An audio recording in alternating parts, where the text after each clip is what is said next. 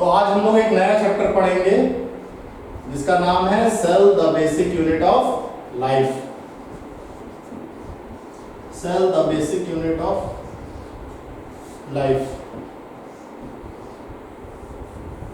ठीक, basic unit of life, cell the basic unit of life. बहुत ही important chapter है। क्लास 8, 9, 10 में भी हम लोग पढ़ते आ रहे हैं इस चैप्टर को, और अब क्लास 11 को इसको विस्तृत रूप में पढ़ेंगे। चैप्टर 8 है आपका cell the basic unit of life.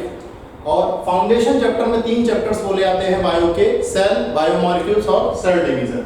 तो हम लोग सेल से शुरुआत करेंगे। तो सेल के बारे में ये बोला जाता है कि cell is the basic structural and functional unit of life. Basic structural and functional unit of life. Cell basic structural और फंक्शनल यूनिट है लाइफ का। ठीक, रॉबर्ट हुक ने सेल को डिस्कवर किया था। रॉबर्ट हुक ने 1665 में सेल को डिस्कवर्ड किया, डिस्कवर्ड द सेल। ठीक, रॉबर्ट हुक की बात अगर करें तो इन्होंने कॉर्क सेल्स को डिस्कवर किया था। इन्होंने बोला था कि कंपार्टमेंट लाइक स्ट्रक्चर्स हैं, और वो कंपार्टमेंट लाइक स्ट्रक्चर्स को इन्होंने सेलुलर कंपार्टमेंट्स या सेलुले बोला था, सेल का नाम दिया। ठीक, तो इन्होंने सबसे पहली बार ऑब्जर्व किया था dead piece of cork cell. He first observed the dead piece of cork cell. ठीक, और इस सेल को इन्होंने अपनी एक किताब में डिस्क्राइब किया। He describe cell in his book Micrographia. Micrographia नाम की बुक में इन्होंने डिस्क्राइब किया था। ठीक, अगर लीवेनहॉक की बात की जाए तो लीवेनहॉक नाम के एक साइंटिस्ट ने सबसे पहले एनिमल सेल को ऑब्जर्व किया था। First observe animal cell. सबसे पहले इन्होंने एनिमल सेल को ऑब्जर्व किया था, और उसके लिए एक टर्म यूज किया जिसका नाम था animalcule. Use the term animalcule. Animalcule नाम का टर्म यूज किया था। ठीक, study of cell structure is called as cytology. Study of cell structure is called as cytology. Cell की स्टडी करने को हम, या सेल के स्ट्रक्चर या उसके फंक्शंस, उसके बारे में जानने को हम बोलते हैं साइटोलॉजी। क्या कहते हैं? साइटोलॉजी। ठीक, तो अगर हम सेल के स्ट्रक्चर के बारे में पढ़ते हैं, उसके फंक्शन के बारे में पढ़ते हैं, सेल के स्ट्रक्चर के बारे में पढ़ते हैं, उसके फंक्शन के बारे में पढ़ते हैं, और रिप्रोडक्शन के बारे में पढ़ते हैं, तो उसको हम कहते हैं सेल बायोलॉजी। सेल के सिर्फ स्ट्रक्चर के बारे में आप पढ़ेंगे तो उसको बोलेंगे हम साइटोलॉजी, और सेल के स्ट्रक्चर, फंक्शन, रिप्रोडक्शन के बारे में पढ़ेंगे तो उसको बोलेंगे सेल बायोलॉजी। उसको हम क्या कहेंगे? Cell biology. ठीक, तो साइटोलॉजी टर्म को हार्टविग नाम के साइंटिस्ट ने पॉइंट किया था। हार्टविग नाम का एक साइंटिस्ट था जिसने साइटोलॉजी वर्ड पॉइंट किया था।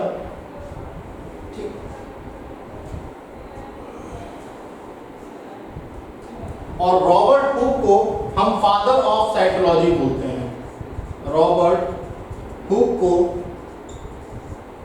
हम फादर ऑफ साइटोलॉजी कहते हैं। It's called as father of cytology. Robert Hooke को हम फादर ऑफ साइटोलॉजी कहते हैं। ठीक, तो इतना नोट डाउन कर लीजिए आप लोग। सेल का इंट्रोडक्शन।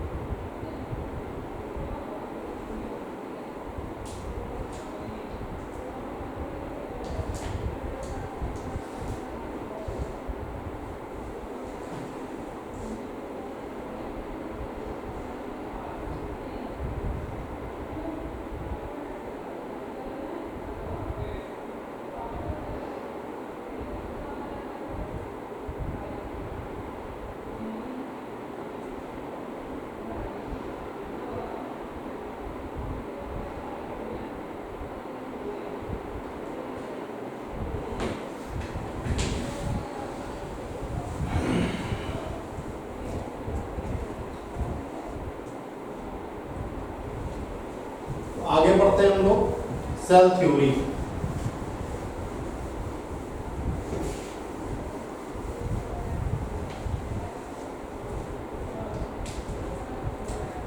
तो next topic is cell theory.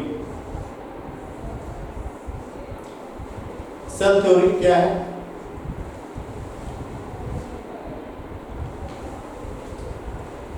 दो साइंटिस्ट थे, एक साइंटिस्ट का नाम था मैथिलियास श्लीडेन। मैथिलियास श्लीडेन जो कि जर्मन बॉटनिस्ट था, ठीक। और दूसरा साइंटिस्ट था जिसका नाम था शॉन, ठीक।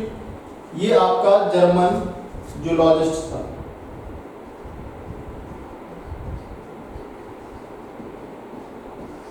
इन दो साइंटिस्टों ने एनिमल सेल और प्लांट सेल पे वर्क करके एक सेल थ्योरी 1839 में प्रपोज की।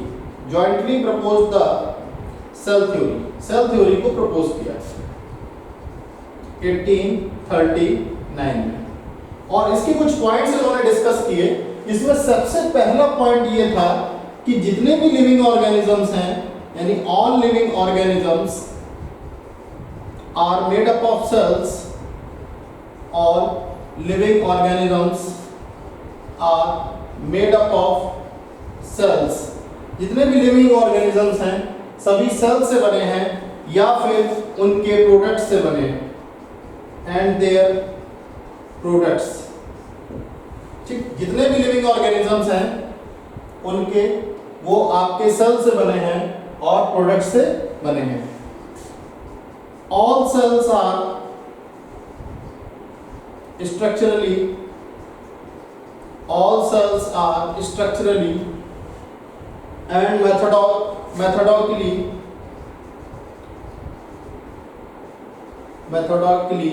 similar। सभी सेल्स स्ट्रक्चरली और मेथडोलॉजिकली सिमिलर है। This is metabolically, not metabolically, metabolically similar है। सेल जो है किसी भी जीव की वाइटल एक्टिविटीज को परफॉर्म करता है। Cell performs vital activities of an organism. Cell जो है किसी भी ऑर्गेनिज्म के वाइटल एक्टिविटीज को परफॉर्म करता है, ठीक।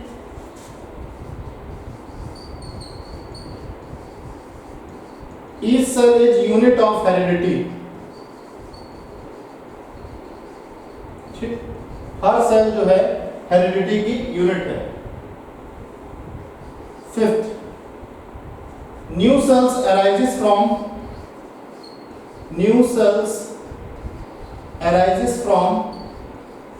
pre-existing cells। New cells arises from pre-existing cells, ठीक। omnis cellula e cellula, omnis cellula e cellula, ठीक। नए सेल्स प्री एग्जिस्टिंग सेल से अराइज होते हैं जिसको हम बोलते हैं ओमनिस सेलुला ई सेलुला। तो ये थी हमारी सेल थ्योरी, ठीक। तो ये कॉन्सेप्ट जो था ओमनिस सेलुला ई सेलुला वाला, ये कॉन्सेप्ट आपका दिया था रुडोल्फ विर्चो नाम के साइंटिस्ट ने। रुडोल्फ विर्चो नाम के साइंटिस्ट ने 1855 में ये आपको दिया, ठीक। इसको नोट डाउन कर लीजिए।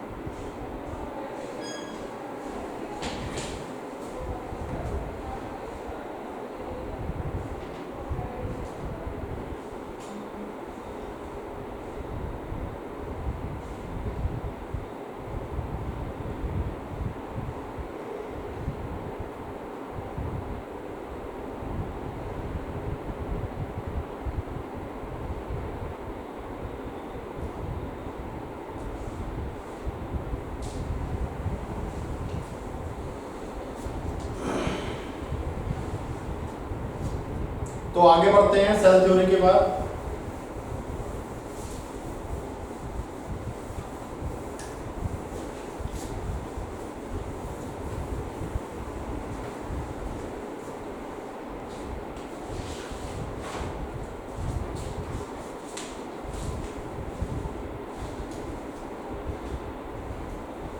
तो दो प्रकार के सेल होते हैं, हम सभी को पता है, प्रोकैरियोटिक सेल और eukaryotic cell. Difference between prokaryotic cell and eukaryotic cell. Prokaryotic cell और यूकैरियोटिक सेल में हम लोग पहले डिफरेंस देख लेते हैं, क्या क्या डिफरेंस होते हैं। इसी तरीके के हम डिफरेंस प्लांट सेल और एनिमल सेल में भी पढ़ेंगे। तो एक बाइफर्केशन कर लेते हैं। इस तरफ रहेगा हमारा prokaryotic cell, prokaryotic cell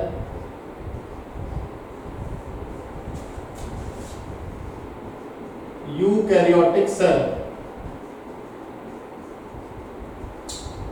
prokaryotic cell और यूकैरियोटिक सेल। तो देखिए पहला है the cell size is small. Cell size जो है वो स्मॉल है। सेल साइज जो है इसका स्मॉल है, यानी 0.125 माइक्रोमीटर, 0.125 माइक्रोमीटर, ठीक। और यहां पे सेल साइज कंपैरेटिवली लार्ज होता है। The cell is comparatively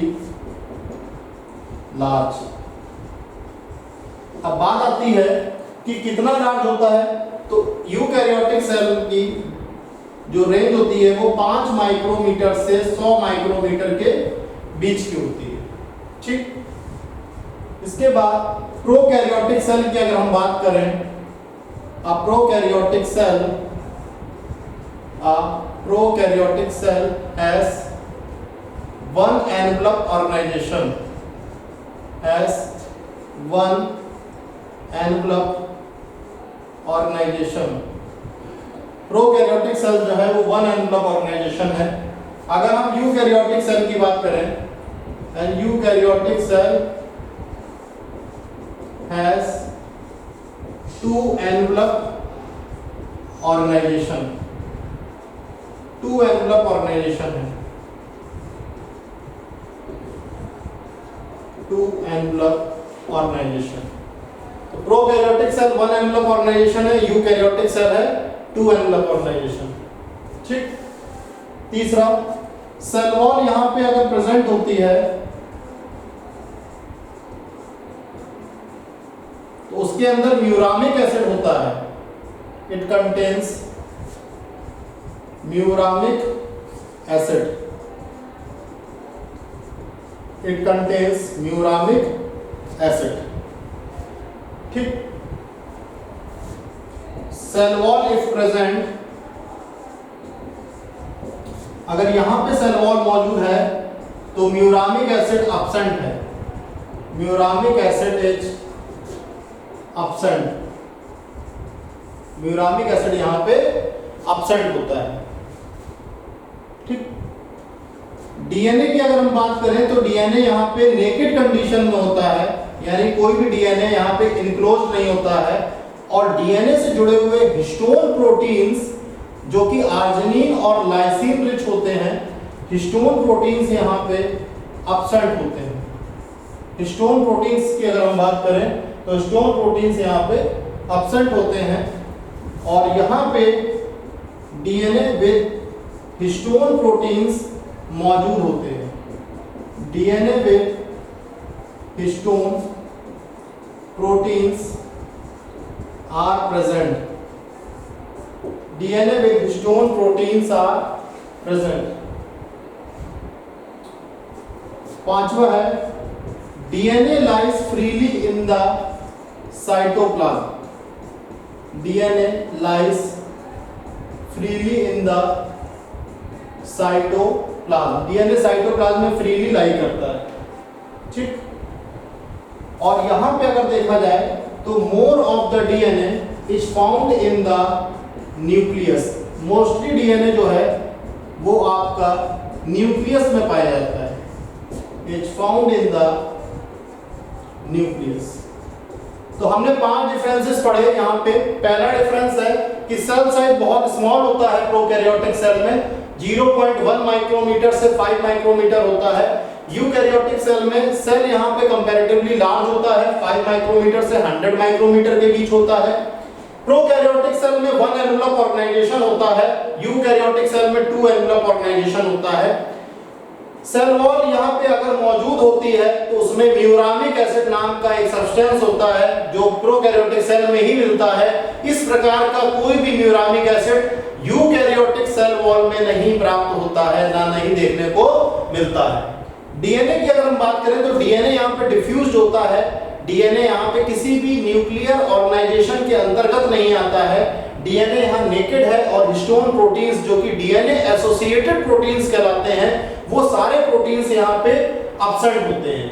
eukaryotic की बात करें तो यूकैरियोटिक में डीएनए आपका हिस्टोन्स के साथ मौजूद होता है और ये न्यूक्लियस के अंदर मौजूद होता है। न्यूक्लियस के अंदर न्यूक्लियोलस होता है जहां पे हमारा पूरा DNA material as a genetic material मौजूद होता है। तो ये 5 डिफरेंसेस आप लिख लीजिए, बाकी के डिफरेंसेस और कराते हैं।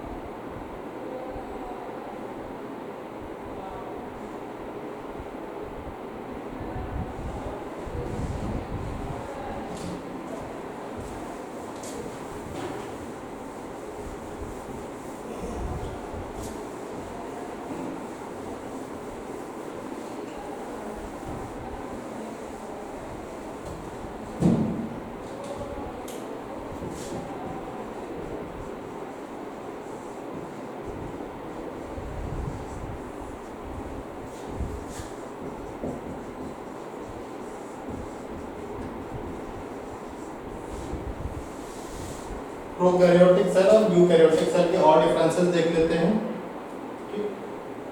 तो देखिए यहाँ पे डीएनए जो है प्रोकैरियोटिक में सर्कुलर पाया जाता है और उसको हम बोलते हैं प्लाज्मिड। सर्कुलर डीएनए मॉलिक्यूल होते हैं जो कि प्लाज्मिड के रूप में देखे जाते हैं। यहाँ पे अगर देखा जाए तो यहाँ पे जो न्यूक्लियर डीएनए है वो आपका लीनियर है। न्यूक्लियर डीएनए की अगर हम बात करें तो न्यूक्लियर डीएनए जो है लीनियर है और वहीं पे जो एक्स्ट्रा न्यूक्लियर डीएनए है, एक्स्ट्रा न्यूक्लियर डीएनए जो है वो आपका सर्कुलर है। तो एक पॉइंट, एक डिफरेंस तो ये हो गया कि डीएनए यहाँ पे सर्कुलर होता है और न्यूक्लियर डीएनए यहाँ पे linear, extra nuclear DNA circular होता है। ठीक, यहाँ पे 70S टाइप ऑफ राइबोसोम्स पाए जाते हैं। 70S टाइप्स ऑफ राइबोसोम्स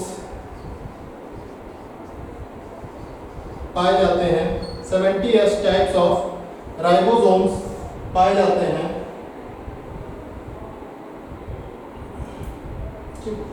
यहाँ पे अगर हम बात करें तो ribosomes are of 80S types.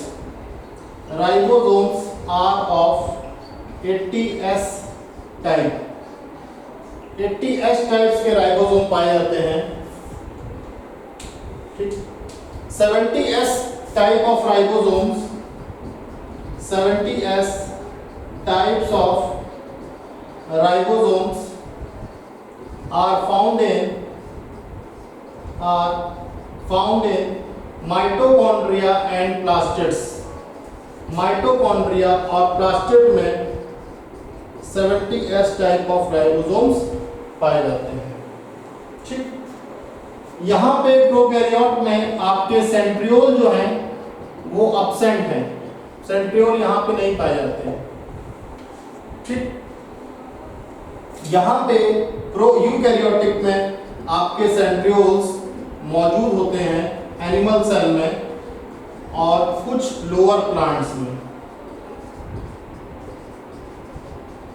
और कुछ लोअर प्लांट्स में। ठीक, तो ये कुछ हमारे रिमेनिंग डिफरेंसेस थे प्रोकैरियोटिक और यूकैरियोटिक सेल के। इसको आप नोट डाउन कर लीजिए, जिसमें हमने बताया कि यहाँ डीएनए सर्कुलर है प्लाज्मिड के रूप में, वहाँ न्यूक्लियर डीएनए लीनियर है और एक्स्ट्रा न्यूक्लियर डीएनए सर्कुलर है। यहाँ 70S टाइप ऑफ राइबोसोम्स है, यहाँ पे आपके राइबोसोम्स 80S टाइप है। 70S टाइप ऑफ राइबोसोम्स आपके माइटोकॉन्ड्रिया और प्लास्टिड्स में पाए जाते हैं। सेंट्रियोल यहाँ पे एब्सेंट है, यहाँ सेंट्रियोल आपके एनिमल्स में प्रेजेंट होते हैं। तो इसी के साथ आज की हमारी क्लास ओवर होती है और हम लोग नेक्स्ट क्लास में सेल वॉल, सेल मेम्ब्रेन और साइटोप्लाज्म के बारे में पढ़ेंगे। ठीक, और आगे फिर फर्दर सेल ऑर्गेनेल्स पढ़ेंगे। Thank you.